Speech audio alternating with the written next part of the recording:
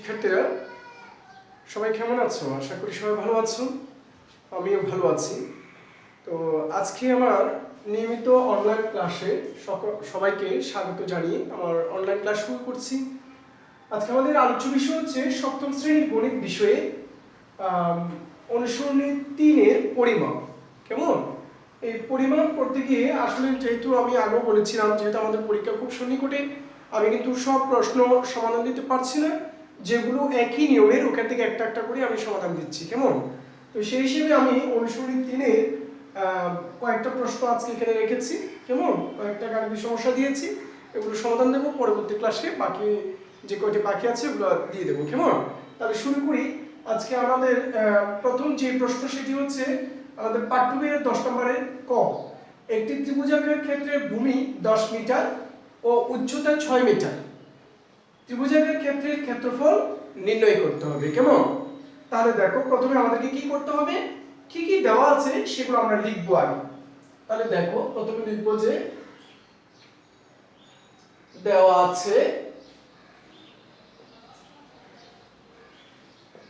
আছে ত্রিভুজাকার ক্ষেত্রের ভূমি,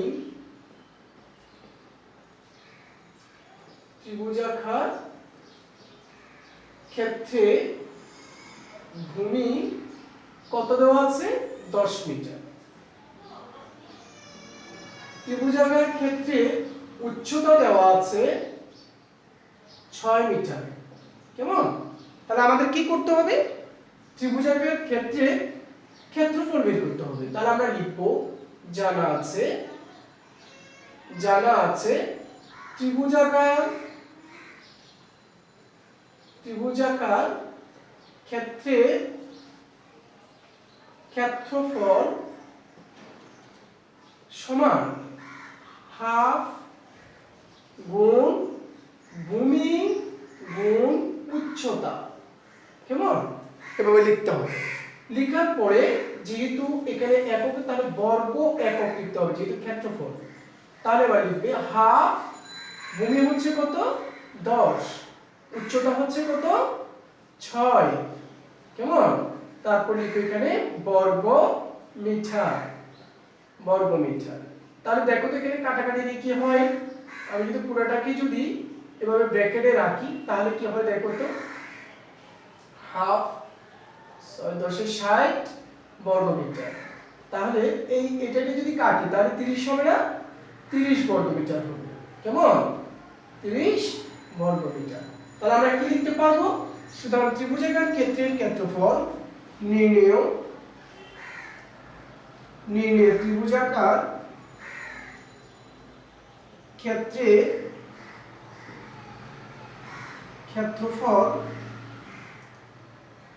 30 বর্গ মিটার। কেমন? 30 বর্গ মিটার।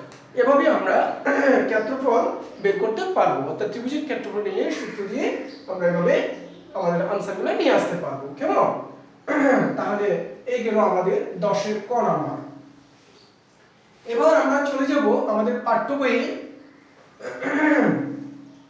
আমাদের পাঠ্য বইয়ের 11 নম্বর প্রশ্ন। আমাদের 11 নম্বর প্রশ্ন হচ্ছে একটি আয়তাকার ক্ষেত্রে দৈর্ঘ্য প্রস্থের 3 গুণ, এর চারদিকে একবার প্রদক্ষিণ করলে 1 কিলোমিটার হাঁটা হয়। কেমন? আয়তাকার ক্ষেত্রটির দৈর্ঘ্য ও প্রস্থ নির্ণয় করো। তাহলে আমরা কি করব দেখো, প্রথমে লিখব, যেহেতু এখানে স্পেসিফিকলি বলা হয় দৈর্ঘ্য কত প্রস্থ, তবে একটা ইনফরমেশন দেওয়া হয়েছে যে দৈর্ঘ্য প্রস্থের 3 গুণ, অর্থাৎ প্রস্থ যা হবে দৈর্ঘ্য তার 3 গুণ হবে। তাহলে আমরা কি লিখব দেখো তো, 11 নম্বর, ধরি আয়তাকার ক্ষেত্রের প্রস্থ, ধরি আয়তাকার ক্ষেত্রে প্রস্থ ক মিটার। সেই হিসেবে আয়তাকার ক্ষেত্রে দৈর্ঘ্য কত হবে? যেহেতু আমাদের প্রশ্নে বলা হয়েছে যে দৈর্ঘ্য প্রস্থের 3 গুণ বলা হয়েছে, তাই না? তাহলে কি হবে? ক গুণ 3, তার মানে কত? 3 ক মিটার। ঠিক আছে, তাহলে দৈর্ঘ্য প্রস্থ পেয়ে গেলাম। এখন আমরা কি করতে পারবো, যেহেতু পুরো একবার প্রদক্ষিণ করছে বুঝে, তাহলে আমাদেরকে পরিসীমা বের করতে হবে। তাহলে লিখবো যে জানা আছে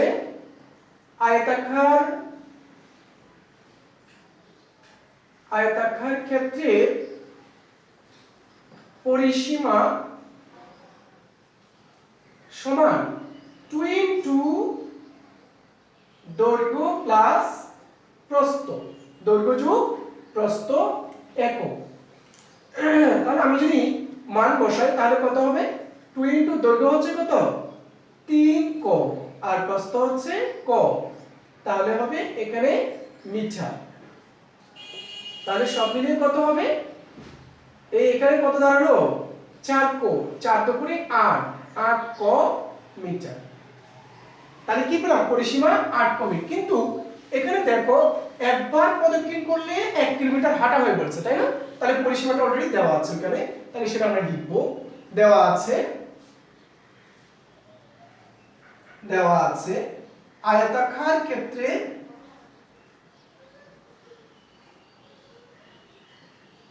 আয়তাকার ক্ষেত্রে পরিসীমা কত বললো, 1 কিলোমিটার। 1 কিলোমিটার। তাহলে আমি যদি এটাকে মিটারে নিয়ে যাই, 1 কিলোমিটার সমান 1000 মিটার না, মিটারে পরিণত হয়ে গেল। তাহলে কত, 1000 মিটার। কি আসলো, পরিসীমা 1000 মিটার। এখন আমাদের কিন্তু এখানে শেষ নয়, আমাদের শেষ করতে হবে দৈর্ঘ্য প্রস্থ বের করে, অর্থাৎ এইখান থেকে আমাদেরকে দৈর্ঘ্য এবং প্রস্থ বের করতে হবে। তাহলে আমরা কি লিখতে পারবো, দেখো তো, আমরা লিখতে পারবো প্রশ্ন মতে যে এটাও পরিসীমা ছিল, এটাও পরিসীমা, তার মানে কি 8 ক সমান কত হবে 1000। তাহলে ক সমান কত হবে, দেখো তো 1000 ডিভাইডেড বাই 8। ঠিক আছে, এখন আমরা যদি সর্বসাকুল্যে এটাকে যদি আমরা ভাগ করি তাহলে কি দাঁড়াবে, দেখো তো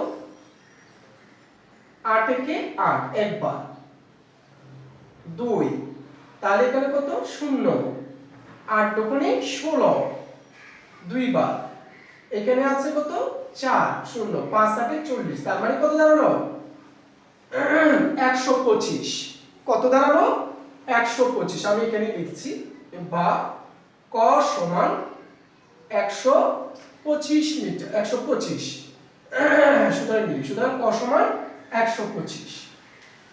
এখন দেখো ক কি ছিল, আমাদের প্রস্থ ছিল, তাই না? তাহলে আমরা সেটাই লিখব যে সুতরাং আয়তাকার ক্ষেত্রের প্রস্থ, সুতরাং আয়তাকার ক্ষেত্রে প্রস্থ কত হবে 125 মিটার, এবং আয়তাকার ক্ষেত্রে দৈর্ঘ্য 3 গুণ ছিল, তাই না? 3 গুণ 125, তাহলে কত হবে 3 5 15, 3 দুগুণে 6 7, 3 একে 3, 375 মিটার। কত হলো 375 মিটার। তাহলে আমাদের প্রশ্নেই তো आंसर চলে আসলো যে আয়তাকার ক্ষেত্রে দৈর্ঘ্য প্রস্থ নির্ণয় করতে। তাহলে আয়তাকার ক্ষেত্রে দৈর্ঘ্য কত 375, প্রস্থ কত 125 মিটার, তাই না? তাহলে আমাদের সেই প্রত্যাশিত রেজাল্টটা চলে আসলো। সবাই বুঝতে পারছো নাকি? আচ্ছা, দেখবে আস্তে আস্তে যখন তোমরা এগুলো দেখবে, ভিডিওগুলো দেখবে যে অত্যন্ত ভালো মতো তোমরা কি করতে পারতেছো, বুঝতে পারতেছো। কেমন? আচ্ছা ঠিক আছে, আমি পরবর্তী প্রশ্নে চলে যাচ্ছি। আমাদের পরবর্তী প্রশ্ন হচ্ছে আমাদের পাঠ্য বইয়ে 12 নম্বর। কেমন? আমাদের পাঠ্য বইয়ে 12 নম্বর প্রশ্নটি হচ্ছে যে প্রতি মিটার 100 টাকা ধরে 100 মিটার লম্বা ও 50 মিটার চওড়া একটি আয়তাকার পার্কের চারদিকে বেড়া দিতে কত খরচ লাগবে? খরচের মানে কত টাকা ব্যয় হবে সেটা বের করতে বললো, তাই না? তাহলে আমাকে কি করতে হবে, যেহেতু এখানে পার্কের কথা বললো, তাহলে নিশ্চয়ই আমাকে কি করতে হবে, পার্কের পরিসীমা বের করতে হবে, তাই না? পরিসীমা বের করব। কিভাবে বের করব? যেহেতু এটা কিরকম ছিল, লম্বা, দৈর্ঘ্য এবং প্রস্থ বলা হয়েছে, তাই না? যে এত মিটার লম্বা এত মিটার চওড়া বলা হয়েছে এবং আয়তাকার বলা হয়েছে। তাহলে আয়তাকার ক্ষেত্রে পরিসীমা আমরা জানি যে 2 ইনটু দৈর্ঘ্য যোগ প্রস্থ। কেমন? আগে তাহলে আমরা দৈর্ঘ্য প্রস্থগুলো লিখে ফেলবো। তাহলে দেখো দেওয়া আছে যে আমরা সেটাই লিখব। দেওয়া আছে আয়তাকার পার্কের দৈর্ঘ্য, আয়তাকার পার্কের দৈর্ঘ্য কত দেওয়া আছে? 100 মিটার। তারপর দেওয়া আছে আয়তাকার পার্কের প্রস্থ বা চওড়া যেটাকে বলা হচ্ছে সেটা হচ্ছে কত? 50 মিটার। তাহলে এখান থেকে আমরা পরিসীমা বের করতে পারবো না, সুতরাং আয়তাকার পার্কের পরিসীমা কি হবে? 2 ইনটু দৈর্ঘ্য প্লাস প্রস্থ, 2 ইনটু দৈর্ঘ্য প্লাস প্রস্থ একক। তাহলে এখানে যদি মান বসাই, দৈর্ঘ্য হচ্ছে কত? 100, প্রস্থ হচ্ছে কত? 50 মিটার বসাও, যেহেতু মিটার এককে ছিল সেই জন্য 2 গুণ 150, তাহলে কত হলো? 300 মিটার, তাই না? আয়তাকার পার্কের পরিসীমা কত আসলো? 300 মিটার। এখন দেখো আমাদের বলা হলো যে 1 মিটার এত টাকা দামে খরচ হয়েছে, তাই না? তাহলে 300 মিটারে কত টাকা খরচ হবে সেটা বের করতে হবে, তাই না? আচ্ছা তাহলে দেখো কি লিখবো, যে 1 মিটারে খরচ হয়, কেমন? বা 1 মিটারে বেড়া দিতে খরচ হয়। আবার দিয়ে লিখো, আবার 1 মিটারে বেড়া দিতে খরচ হয় কত টাকা? 100 টাকা। কেমন? তাহলে এবার দেখো কত মিটার ছিল? 300 মিটার। 300 মিটারে বেড়া দিতে খরচ হয় 100 গুণ 300, তাহলে কত হবে? 3 একে 3 আর এখানে কত? 4 শূন্য, তার মানে 30,000 টাকা। কেমন?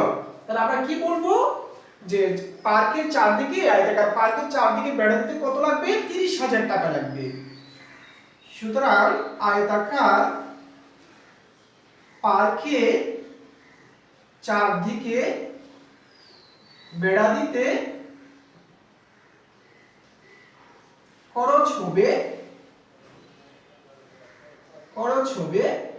কত টাকা? 30,000 টাকা। কেমন? 30,000 টাকা খরচ হবে। আচ্ছা তাহলে নিশ্চয়ই তোমরা এটা বুঝছো। আচ্ছা তাহলে আমি পরবর্তী সমস্যায় চলে যাচ্ছি। কেমন? আমাদের পরবর্তী সমস্যা হচ্ছে আমাদের পাঠ্য বইয়ের 13 নাম্বার। 13 নম্বর প্রশ্নে কি বলা হয়েছে দেখো, আমাদের 13 নম্বর প্রশ্ন হচ্ছে যে একটি সমান্তরিক ক্ষেত্রের ভূমি 40 মিটার, উচ্চতা 50 মিটার, এর ক্ষেত্রফল নির্ণয় করো। কেমন? তাহলে আমরা প্রথমে কি করব, যে সমান্তরিক ক্ষেত্রে ভূমি লিখব, কোনটা মানে যা যা দেওয়া আছে ভূমি এবং উচ্চতা দেওয়া আছে, এই ভূমি উচ্চতা লিখব। 13 নম্বর দেওয়া আছে সমান্তরিক ক্ষেত্রে ভূমি কত দেওয়া আছে? 40 মিটার এবং সমান্তরিক ক্ষেত্রের উচ্চতা দেওয়া আছে কত? 50 মিটার। লিখলাম 50 মিটার। ঠিক আছে, এবার আমরা কি করব? ক্ষেত্রফল জানা আছে, সমান্তরিক ক্ষেত্রের ক্ষেত্রফল, সমান্তরিক ক্ষেত্রের ক্ষেত্রফল কি হবে দেখি বলো তো? ভূমি গুণ উচ্চতা না? আচ্ছা তাহলে সেটাই লিখছি আমি, ভূমি গুণ উচ্চতা বর্গ একক, বর্গ একক। তাহলে ভূমি হচ্ছে কত? 40, উচ্চতা হচ্ছে কত? 50 বর্গ মিটার, বর্গ মিটার। তাহলে 4 5 20, এই 2 শূন্য, কেমন? 2000 বর্গ মিটার। তাহলে আমরা কি লিখতে পারবো? সুতরাং নির্ণয়ের ক্ষেত্রফল সামান্তরিকের দিকে, কেমন? সামান্তরিকের ক্ষেত্রফল 2000 বর্গমিটার। ঠিক আছে, 2000 বর্গমিটার। এভাবে আমরা সামান্তরিক ক্ষেত্রের ক্ষেত্রফলের সূত্র ব্যবহার করে মানে ভূমি উচ্চতা দেওয়া থাকলে ক্ষেত্রফল বের করতে পারবো। ঠিক আছে, আচ্ছা এবার আমি চলে যাচ্ছি আমাদের সর্বশেষ যে গাণিতিক সমস্যা, অর্থাৎ আমাদের পাঠ্য বইয়ের 14 নম্বর। এবং আমাদের 14 নম্বর প্রশ্নটি হচ্ছে যে একটি ঘনকের এক ধারের দৈর্ঘ্য 4 মিটার, ঘনকটির তলগুলোর ক্ষেত্রফল বের করতে বলা হলো। কেমন? আচ্ছা, ঘনকের কয়টা তল আছে তোমরা জানো? ঘনকের 6টা তল আছে। ঠিক আছে, তাহলে আমরা এক তল থেকে এক তলে মানে এখানে এক ধারের দৈর্ঘ্য থেকে এক তলের ক্ষেত্রফল বের করব, তারপর 6টি তলের ক্ষেত্রফল আমরা বের করব। তাহলে দেখো দেওয়া আছে বিন্দুতে, দেওয়া আছে ঘনকের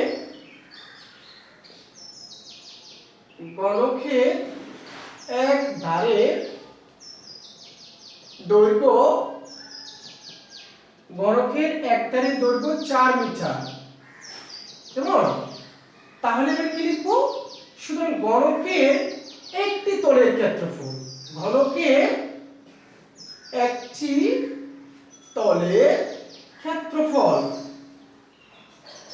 কি হবে? দেখো 4 গুণ 4 এত বর্গ মিটার, তাহলে কি হবে? 16 বর্গ মিটার, তাই না? এখন আমাদের জানা আছে যে ঘনকের কয়টা তল আছে? 6টা তল। যেহেতু ঘনকের 6টি তল আছে, সুতরাং ঘনকের 6টি তলের ক্ষেত্রফল কি হবে? 16 গুণ 6 এত বর্গ মিটার। তাহলে কত হবে? 6 6 36, 6 কে 6 6 3 9 এত বর্গ 96 বর্গ মিটার। তাহলে কি আসলো? সুতরাং ঘনকটির তলগুলোর ক্ষেত্রফল নির্ণয়,